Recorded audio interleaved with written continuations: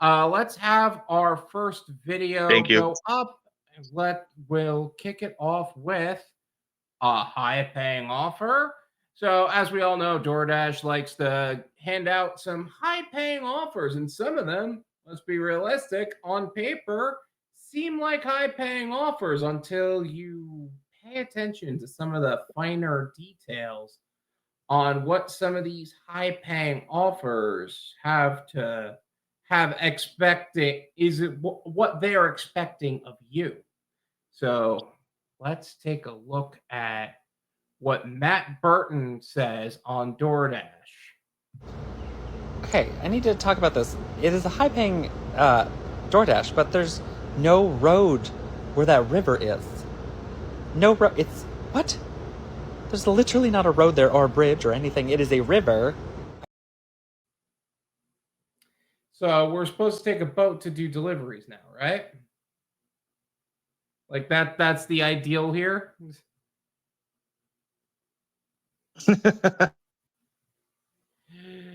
That's too funny. I'm here. I've seen ones where like thanks, I'm Tim. sorry. Thanks, Tim. Gig wise, if you want to plan in the future that Thursday nights because of my job, it'd be a lot easier and less competition amongst other gig tubers. So I think this is an ideal time for both of us. So yeah, I've seen ones that I haven't seen a screenshot lately, but like where I'm working is up in Plattsburgh, and there's ones that want you to go across Lake Champlain, which takes a ferry, and it's not cheap to go deliver an order. Like, I think it's usually some random subway because I guess aerial miles wise, it's closer than the other one in Vermont. Oh man, I don't know what the price of the ferry is now. I think it was like $15 when I went a couple years ago. Yeah. It's either that or go way up north and up around, and it's like a really long way. Well, I mean, it makes sense if there's like something there to where you could travel, but that's also you're putting that on the DoorDasher's expense. Like, it's one thing if the expectation is that you go over a bridge, right? Obviously, no one wants to go over a bridge, but let's pretend there's a level of expectation there that's justifiable. Number one, the payout should reflect that.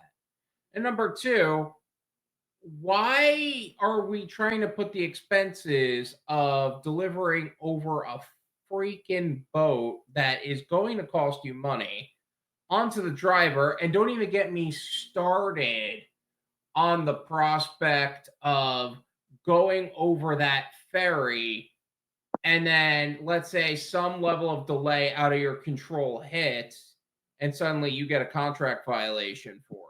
Like, how is that going to work? Yeah.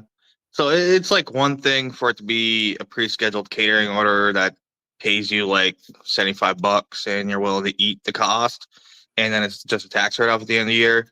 But like we're talking about on demand, which is what, $5 to $15. It's gonna eat all your revenue right there. Yeah, and depending on the gig app, especially like since we're talking about catering and how that would reflect, if we're talking about catering, if you're doing it on DeliverThat, they'll at least pay for the toll or whatever cost that is going to be applied there. They'll actually have a link there to where you can pay for that. But that's not happening here. This is DoorDash, and let's be honest, DoorDash ain't paying. Yeah. Yeah, I was in PA. It let me have the option to go up 76 to like the Amazon or whatever was out there.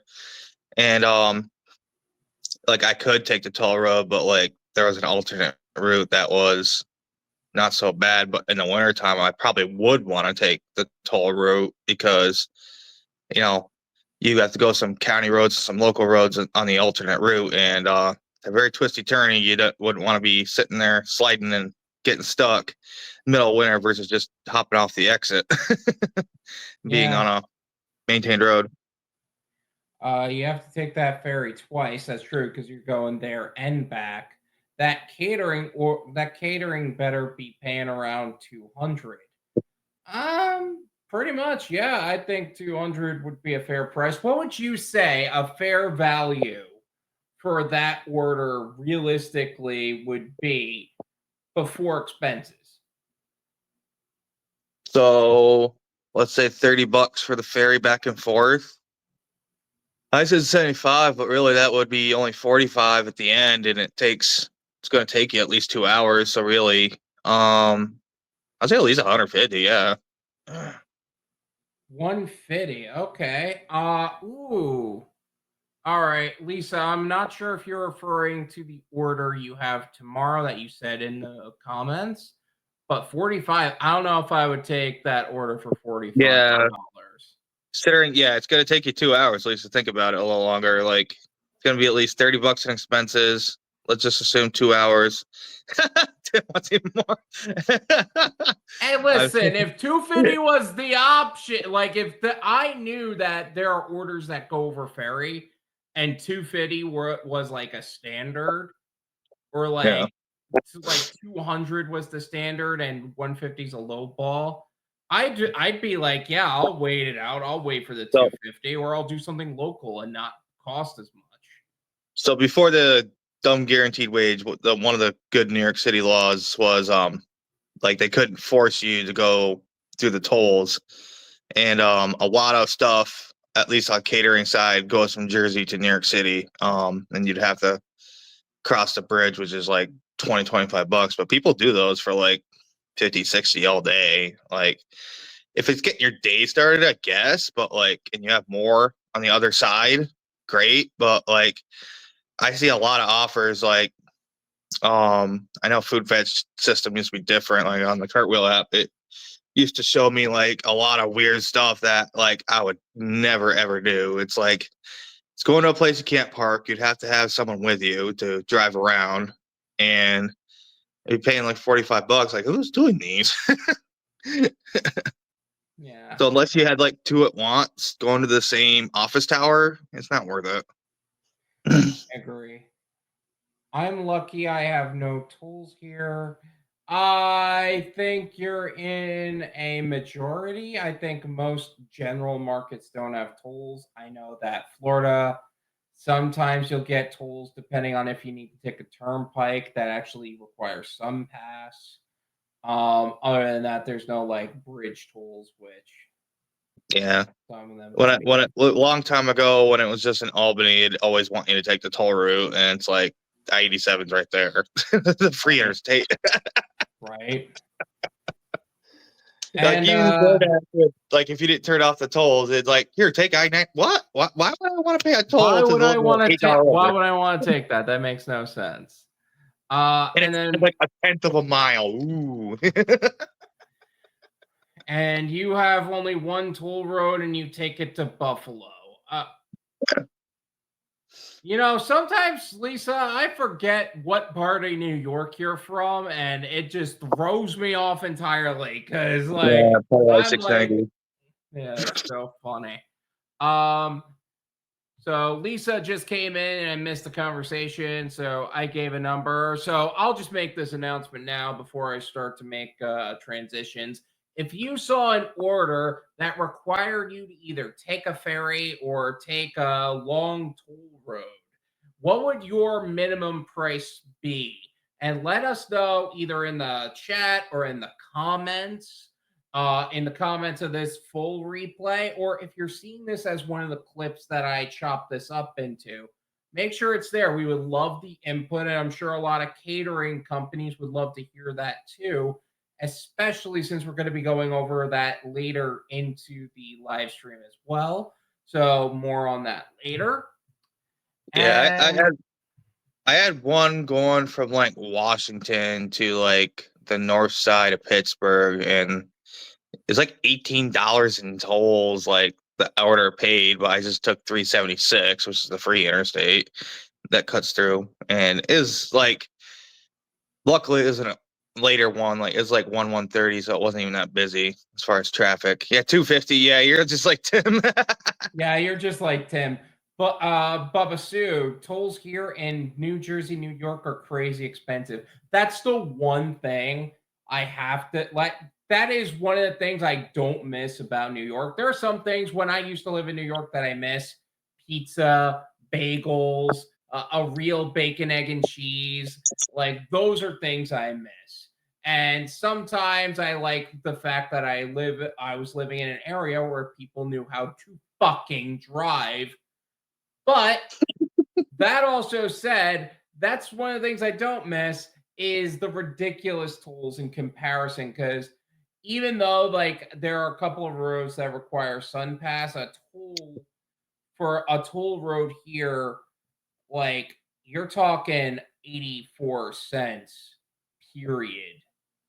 A toll road or a toll bridge there, was it like 10 bucks, 13 bucks, something like that? It's ridiculous.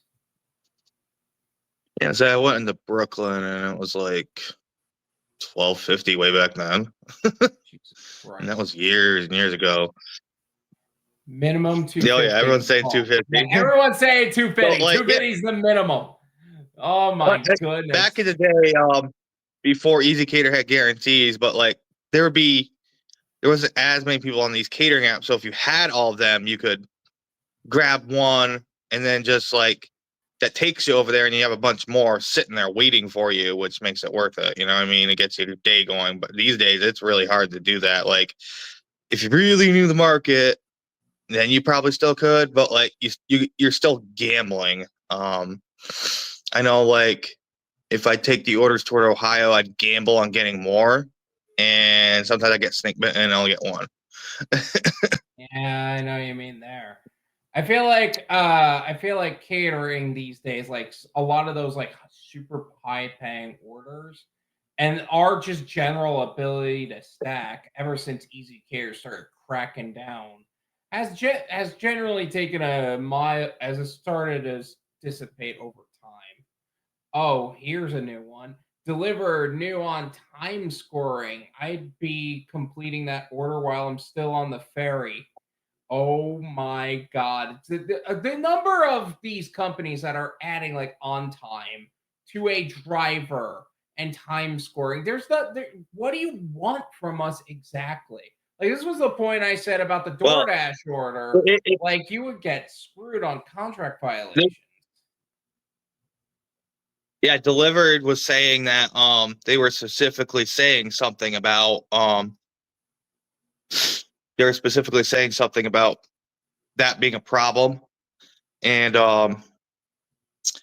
Atlanta, Georgia, I think was like one of the markets. They like 3 different times they were offering some kind of incentive or some kind of maybe I think another time it wasn't even an incentive. It was just toward the contest. You could win $500, 250, whatever it was, and they were just really pushing for it. So that tells me in that region that people are really stacking up all the other catering apps, and they like have a really big problem with people being on time. Like, I mean, more than 10 minutes, like because Right? that's usually the tolerance, 10 to 15. They want you to magically have a flux capacitor shoved up you know where and teleport that order. Listen. Yeah. Regardless of where the flux capacitor is shoved, I'm not going to lie. If I had a car that could time travel, it wouldn't matter where you want me to go. Look, I just want to time travel. I want the Yeah, freedom of time travel. I've had ones where I got stuck in traffic. I was waiting late, and the dispatch just said to complete it because I had the customer's phone number. Then the customer calls me 2 minutes later, even though I told them what I was doing. Like, I'm still on the way. You might not see me on the app, but you got this is your direct number. You got my direct number, and they call me like that. It's like, it says you dropped it off, but I don't see a picture. I'm like, no, I'm on my way still. I'm sorry.